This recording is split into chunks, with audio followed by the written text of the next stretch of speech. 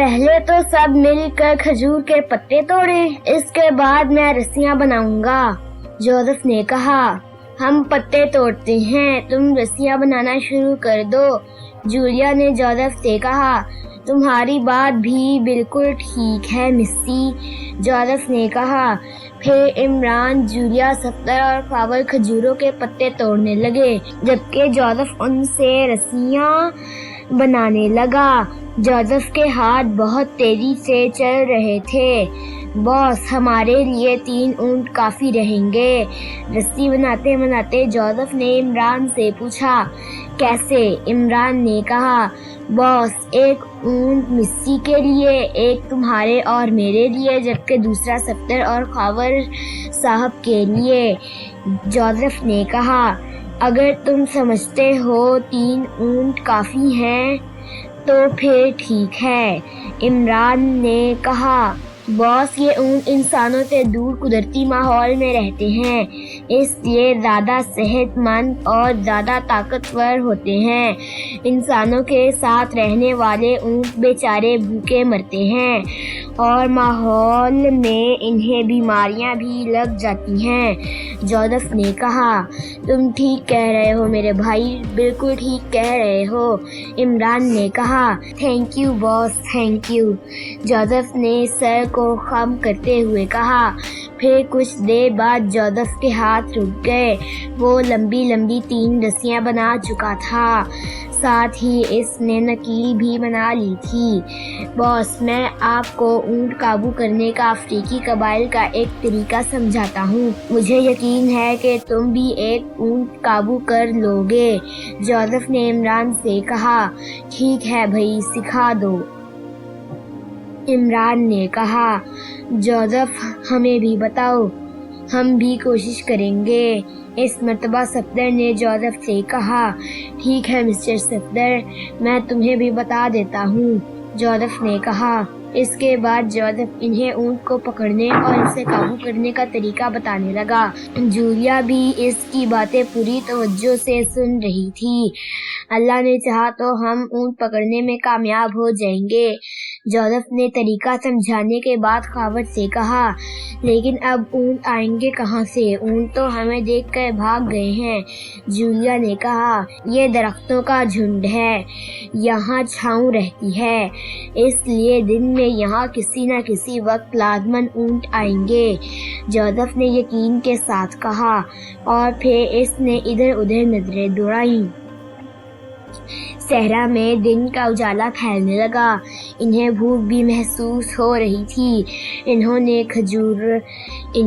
खजूरें तोड़कर खाईं और वहां मौजूद चश्मे से पानी पिया, जिससे इनकी भूख मिट गई। बॉस, अब हमें यहाँ छुप कर बैठना होगा, जोसेफ ने कहा।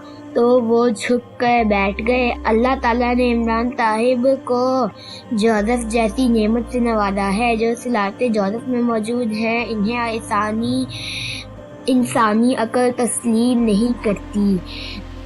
सफ्दर ने ख्वावर से कहा। वो दोनों साथ साथ बैठे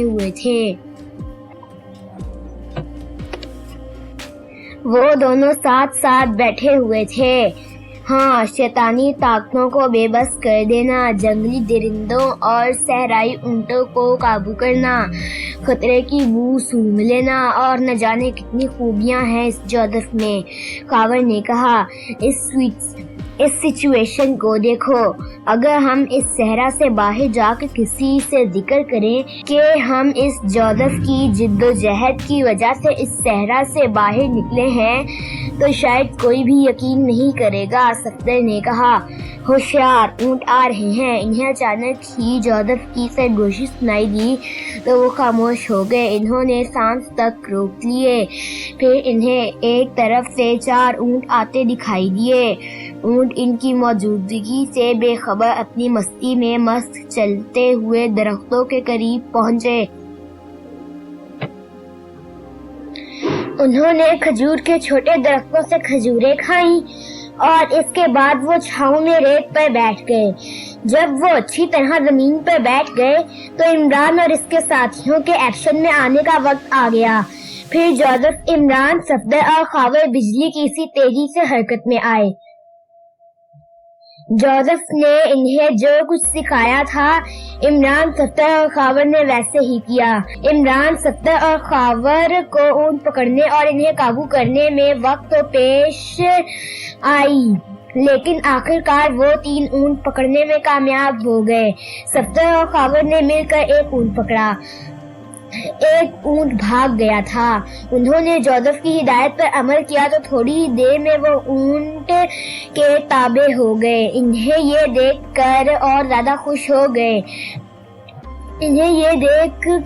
زیادہ خوش ہوئی کہ 3 میں سے 2 تو اونٹیاں تھیں۔ کھجور کھا کر، چشمے کا ٹھنڈا پانی پی کر انہوں نے اپنی بھوک پیاس تو مٹا لی تھی، لیکن اب مزید توانائی کے لیے انہوں نے ان اونٹوں کا دودھ نکالا اور جی بھر کے پیا تو ان کے جسم میں توانائی سی بھر گئی۔ اس کے بعد جولیا ایک اونٹنی پر، صفدر اور خاور دوسری اونٹنی پر، جبکہ عمران اور جوزف اونٹ پر سوار ہو گئے۔ انہوں نے اونٹ کو خاص انداز میں لاتے ماری تو وہ چلنے لگے، پھر ان کی رفتار تیز ہو گئی۔ اب تو واقعی ایسا محسوس ہو رہا تھا جیسے صحرا میں جہاز اڑ رہا ہو۔ اونٹوں کا سفر نہایت ہی مشکل تھا، لیکن انہوں نے اونٹ پر سفر کی تربیت بھی لی ہوئی تھی اور آج وہی تربیت ان کے کام آ رہی تھی۔ اگر انہوں نے شتر سواری کی تربیت نہ لی ہوتی تو ان کا سفر ناممکن تھا۔ وہ کب کے صحرا میں گھر چکے ہوتے۔ ان کا سارا دن ہی سفر میں گزر گیا۔ شام ہونے کے قریب تھی کہ انہیں دور اونٹوں کا ایک قافلہ نظر آیا۔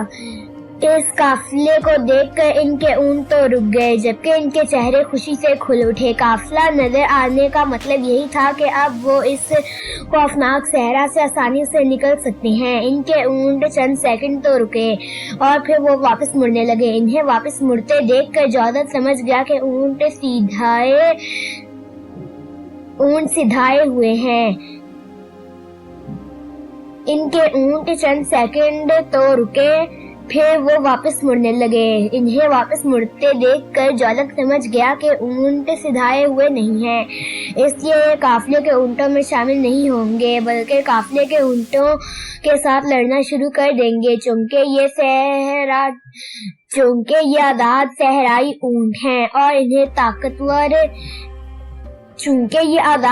اونٹ ہیں اور انتہائی طاقتور ہیں، اس لیے یہ قافلے کے اونٹوں کو ہلاک کر دیں گے۔ عمران بھی صورتحال کو سمجھ گیا تھا۔ سب سے پہلے جوزف نے اونٹ پر سے نیچے چھلانگ لگا دی۔ جوزف کو چھلانگ لگاتے دیکھ کر عمران اور اس کے ساتھیوں نے بھی چھلانگیں لگا دی۔ اونٹ تیزی سے دوڑتے ہوئے تھوڑی ہی دیر میں نظروں سے اوجھل ہو گئے۔ ان اونٹوں کو دوڑتے ہوئے قافلے والوں نے بھی دیکھ لیا تھا اور پھر قافلے والوں کی نظر عمران اور اس کے ساتھیوں پر پڑ گئی۔ قافلے والے رک گئے تھے اور ہاتھ کے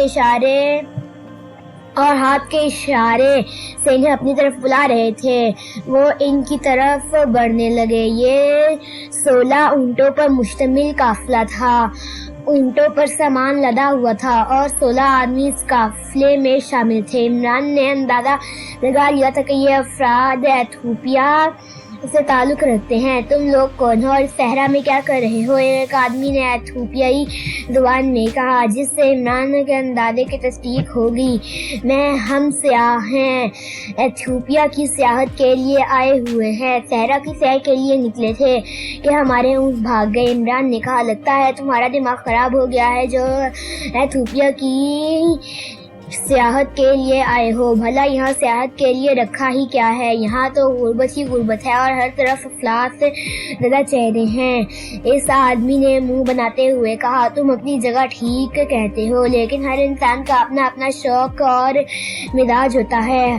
ہر سیاح صرف زرخیز اور امیر ملکوں میں ہی نہیں جاتے، بلکہ وہ اللہ کی بنائی ہوئی ساری زمین کو دیکھنے کی خواہش رکھتے ہیں اور اس خواہش کی تکمیل کی کوشش بھی کرتے ہیں۔ عمران نے کہا، تم مسلمان ہو؟ اس آدمی نے پوچھا۔ الحمدللہ، ہم مسلمان ہیں، میرا نام علی عمران ہے۔ عمران نے اپنا تعارف کراتے ہوئے کہا، بہت خوشی ہوئی تم سے مل کر، ہم بھی مسلمان ہیں، میرا نام عبداللہ ہے۔ اس آدمی نے کہا۔ پھر اس نے مصافحے کے لیے عمران کی طرف ہاتھ بڑھایا۔ इमरान तो एथोपियाई जुबान अच्छी तरह जानता था, लेकिन इसके साथी थोड़ी बहुत जानते थे। अब्दुल्ला और इमरान के दरमियान जो गुफ्तगू हुई थी वो इन्हें समझ आ गई थी। इमरान के बाद अब्दुल्ला के सिवाय जूलिया के बाकी साथियों से मुसाफा कहा। साथ ही इन्होंने अपने अपने नाम भी बता दिए। सरदार, अब चलना चाहिए, बातें तो चलते हुए भी हो सकती हैं। अब्दुल्ला के एक साथी ने कहा, तुम ठीक कह रहे हो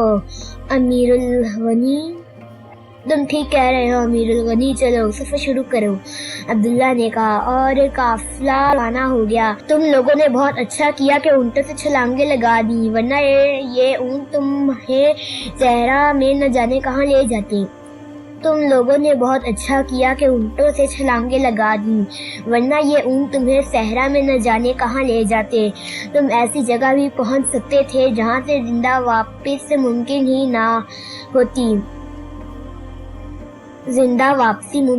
ना होती। वैसे ये जो ऊंट थे ये तुमने कहाँ से हासिल किए थे? अब्दुल्ला ने बात करते करते चौंक कर कहा, शहर से लिए थे। क्यों, क्या था इन ऊंटों को?